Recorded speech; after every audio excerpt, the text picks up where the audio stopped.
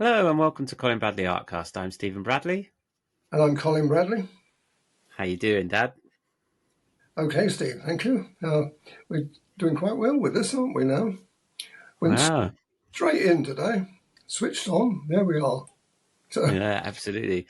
When I came down last week, we did some tests and we're going to try and see if we can get two cameras set up for you so that we could do perhaps some live demonstrations as well using this system.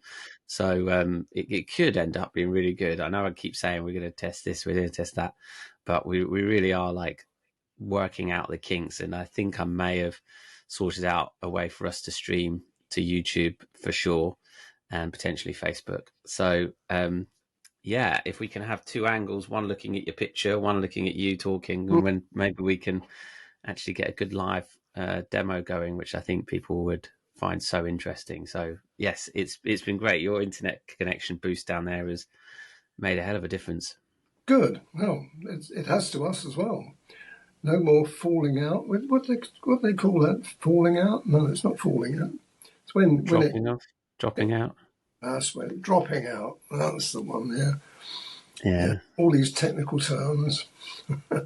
Yes. yeah, No, it's good. We're very pleased, and more especially the idea of being able to do something live and put a bit of pressure on me. That's what we've got to do. It's all very well about I did this and did that, and then yeah, bit different kettle of fish when you're doing it live though. yeah. Absolutely, 100%. So let's talk about your picture because you've done another stage. How's it going? How are you finding the picture that you're working on? The clouded Very leopard. well, Steve. That as you know, this is slightly different to the way I used to do it. When I used to think about the instructional side, you had to be careful to make sure people would follow you. Well, I don't have to do that quite so much now. I'm still videoing it and people still see it.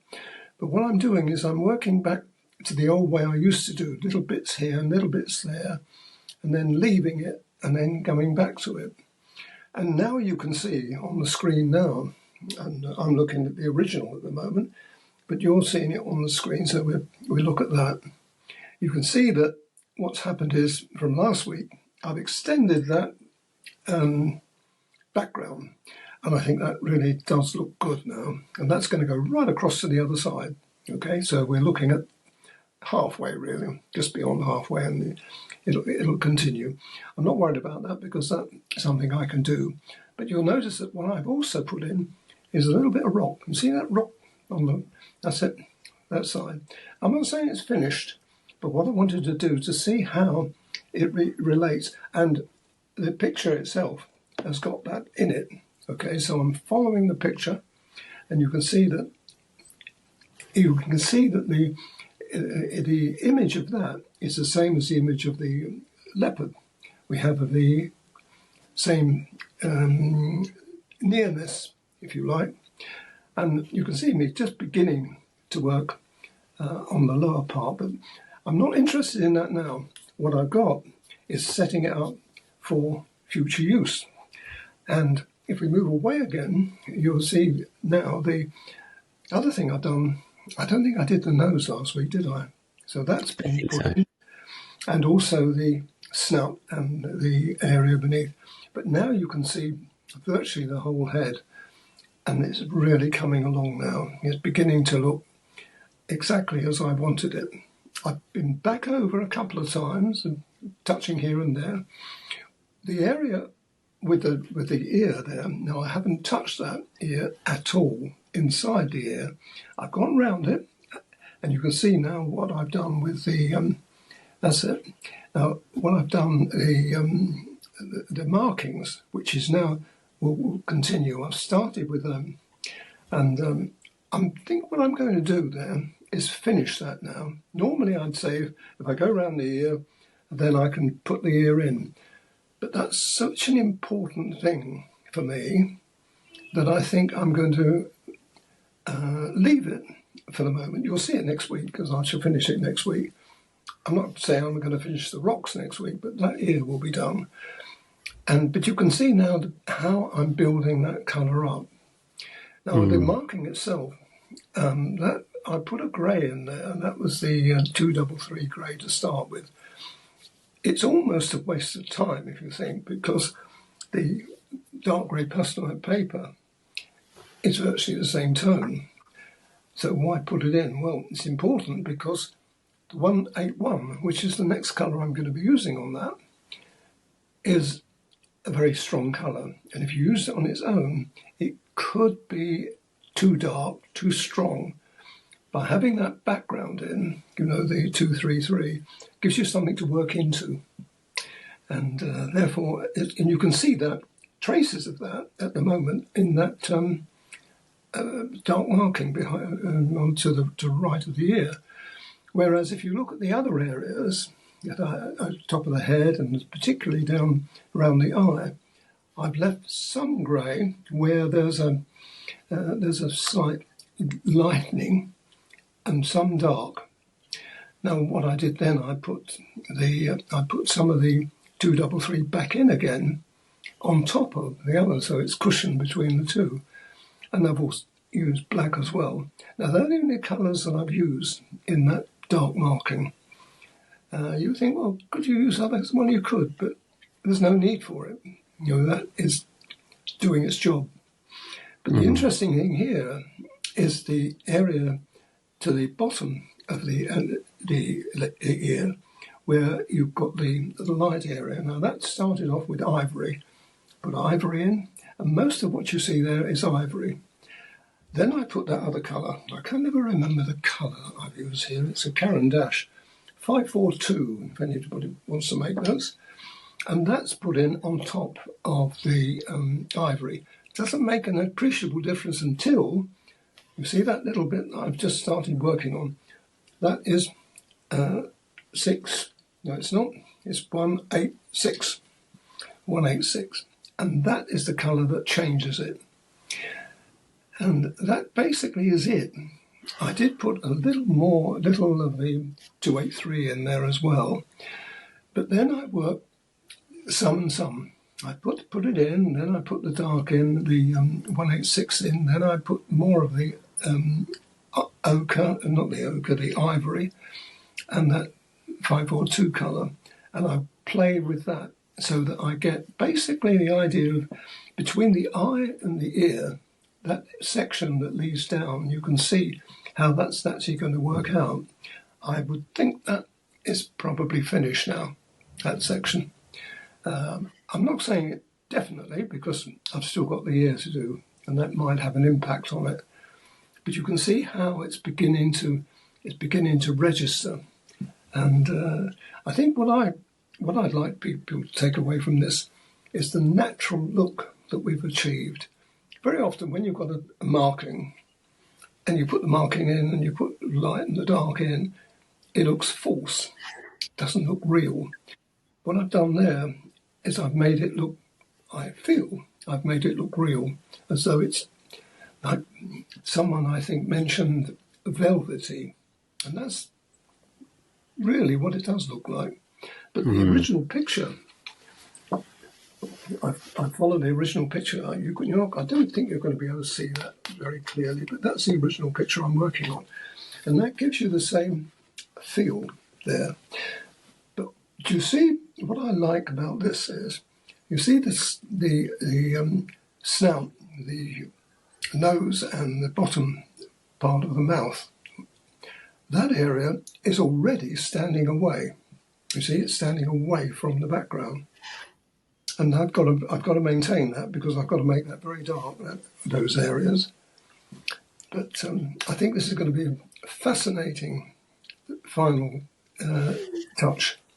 Yeah, that area sort of here is so interesting. Certainly at this distance of zoomed out, it looks so real, so textured. I'm just going to zoom in to see just kind of what sort of nonsense it is, but it represents something very real when you look away from it. And that's And right. That's right. and that really brings it brings up the realism when you've got those textures that they're sitting on, like the rock on the left as well. Yeah, I've worked hard on that. That took several attempts at it. I don't. When I say several attempts, it sounds as though I've tried it, didn't work, so I tried something else. That doesn't work that way. I know instinctively the base colours, and I put them in. Then I put the sort of medium tones in. Then I try to get the relationship between the leopard and the rock. And on the original picture, I'm not going to be able to see it here, it's very, very vague. Well, I needed to be a little bit more precise. However, you've got whiskers coming over there as well. And one could almost say, well, if you're going to put the whiskers on, do you need to worry about what's underneath it? I do. I think it's very important that we get that looking as real, and you'll find out next week. Well, I say it might not be next week. I'll see how it goes. I'm spinning this out a bit because I think it's important that people see these stages and how my thought patterns during that stage. And but I'd particularly like final note, you see the area where you've got the line of the rock going down, then you've got the leopard behind it. Yeah. Again, it's quite tricky to do. That's it. And a little bit further over, if you can get all of that in, that would be great. That's great. Now look at that. Now that, again, this is the original picture. And again, you're not going to be able to see it terribly well because it's not close enough. But that's what I was looking at there. And what I'm trying to do now, and I'm still working on that, trying to get that feel, natural feel. You see what I mean? Yeah. Get that in as well. It's not quite finished yet. It's going to look better once you get the area above it. But if you look at the area above there is quite a contrast between the two areas there. Now, it could be that I'm not going to satisfy with that. I may elect to bring some of that colour that I've got in there on the bottom of that into the fur, because I feel that the original picture, although it's got more of colour in it, I think it needs a little bit more. So it's going to be interesting. This is what I think is interesting when you see the original photographic reference, and then you've got to make sense of that. And then you've got to say, how can I improve would be the wrong word to use. How can I enhance the effect that I'm trying to achieve? Yeah. I know what you mean. Rocks are hard. Rock textures are hard anyway. Would you rate these as being ultra hard? Yes, I would say they are, because if you close in on that area just below the that I've done on the middle, that's it, that area there. Close in on that if you can. Now, how do you discern how that works? Now, I start here with the 230. That goes on everywhere. Then I use the green. The next colour actually is the green. Let's have a look. 172. That's the next colour. So I've got 230, 172. Having already put in a little of that white. Now, you see the white that you see? It's like speckles. It's on the original. Actually, it's on the original picture. Speckles. And that goes in to start with. So I've got something before I put the 230. And then the 230 goes in, then the 172. Then I use the 230. And then other colours, and 175 is responsible for all those little wiggly worms. Look, wiggly worms.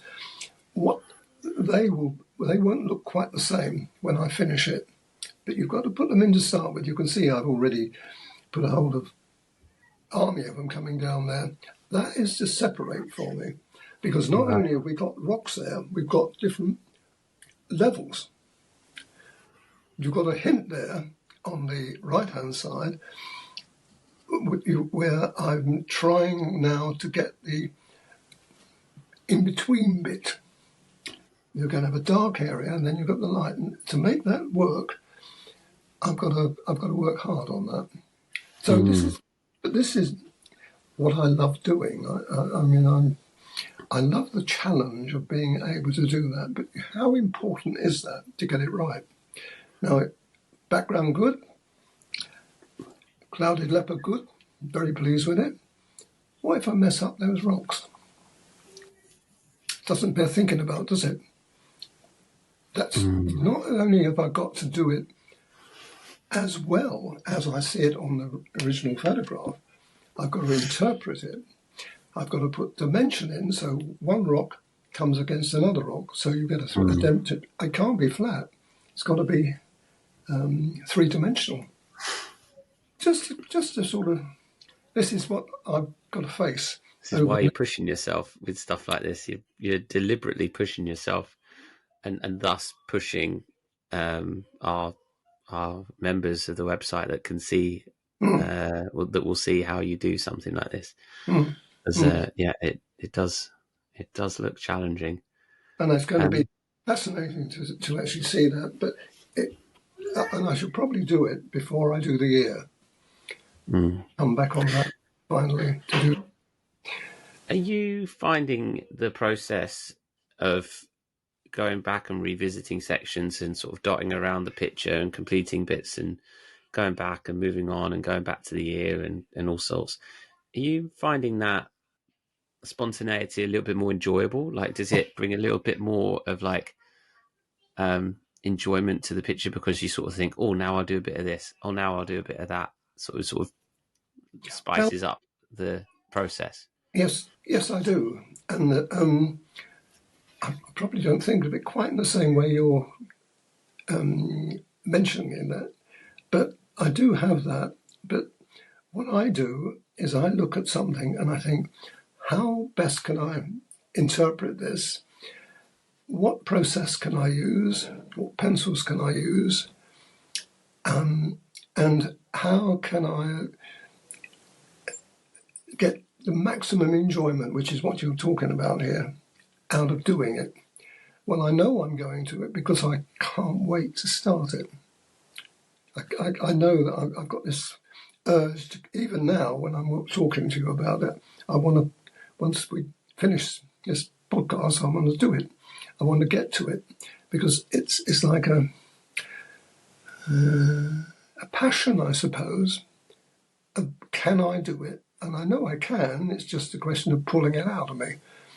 And I've tried analysing it, and I'm not very good at that. I can't analyse what I do. It's just instinctive to do it. The three-dimensional aspect, that side of it, I don't think about at all. I know what I've got to do to get something, the light and the dark, and work in the distancing effect. I know I've got to do that, but I don't really think about it. It just happens. And you've got to look at your original photographic reference. You've got to look at that, and you've got to interpret that, and then reinterpret it if you need to. But no, I do. I get a lot of enjoyment, much more enjoyment out of it than just pure instruction. Although I do like, don't get me wrong, I do like instructing, and I love teaching. But this is on another level. So I'm beginning to enjoy myself now. Great. Fantastic. Well, I can't wait to see the progress next week and see especially more of those rocks developed. So look forward to catching up next week about that. I hope people have found this interesting. As always, if anyone's got any questions or anything that they want to talk about, then please always get in touch with us and we'll be happy to discuss on future episodes any questions you might have. But look forward to seeing the next stage next week. But we'll leave it there for this week. So thank you everyone for watching and for listening. I'm Stephen Bradley. And I'm Colin Bradley. Enjoy your week.